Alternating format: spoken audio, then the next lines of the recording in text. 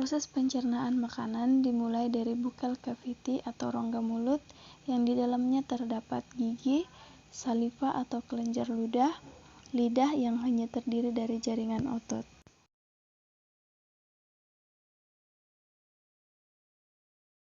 Salah satu contoh penyakit yang bisa terjadi di dalam esofagus yaitu esofagitis, yaitu peradangan pada lapisan kerongkongan yang dapat menimbulkan rasa sakit dan kesulitan saat menelan, serta rasa perih di dada. Lambung. Lambung terletak di dalam rongga perut sebelah kiri di bawah sekat rongga dada atau diafragma. Lambung merupakan kantung tempat menyimpan makanan untuk sementara. Lambung terdiri dari 3 bagian, yaitu bagian atas, kardiak, bagian tengah, fundus, dan bagian bawah, pilorus.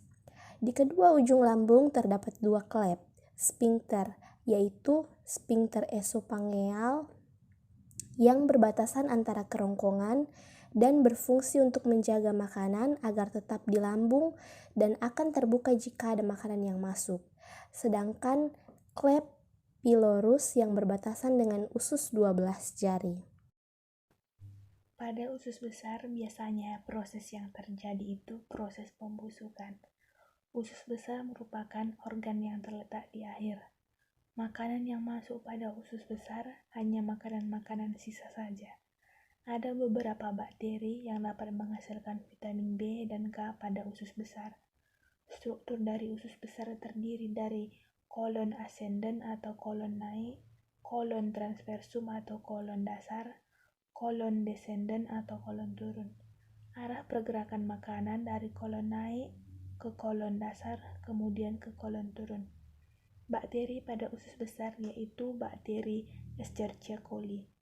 Escherichia coli inilah yang membuat sisa-sisa makanan akan menjadi feses. Pada usus besar hanya mengalami penyerapan air dan garam mineral.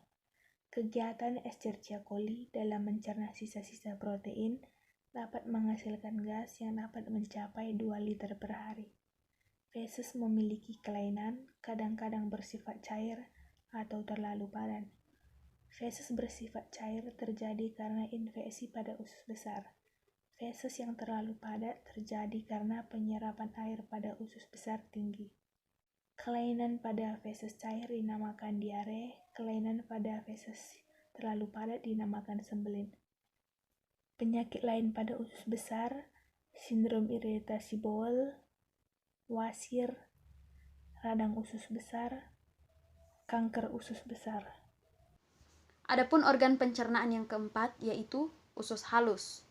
Usus halus ini berbentuk tabung yang terletak di antara lambung dan usus besar. Usus halus terdiri dari 3 bagian, yaitu usus 12 jari atau duodenum, usus kosong atau jejunum, dan usus penyerapan atau ileum. Panjang usus halus secara keseluruhan kurang lebih 8,25 meter. Pada usus duodenum bermuara 2 saluran, yaitu dari pankreas dan dari kantong empedu.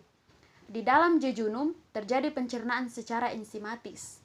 Adapun enzim yang dihasilkan oleh dinding usus diantaranya enterokinase berperan mengaktifkan tripsinogen yang dihasilkan pankreas menjadi tripsin, laktase berperan mengubah laktosa menjadi glukosa, erepsin berperan mengubah dipeptida atau pepton menjadi asam amino, maltase mengubah maltosa menjadi glukosa, disakarase berperan mengubah disakarida menjadi monosakarida, peptidase berperan mengubah polipeptida menjadi asam amino, sukrase berperan mencerna sukrosa menjadi glukosa dan fruktosa, dan lipase berperan mengubah trigliserida menjadi gliserol dan asam lemak.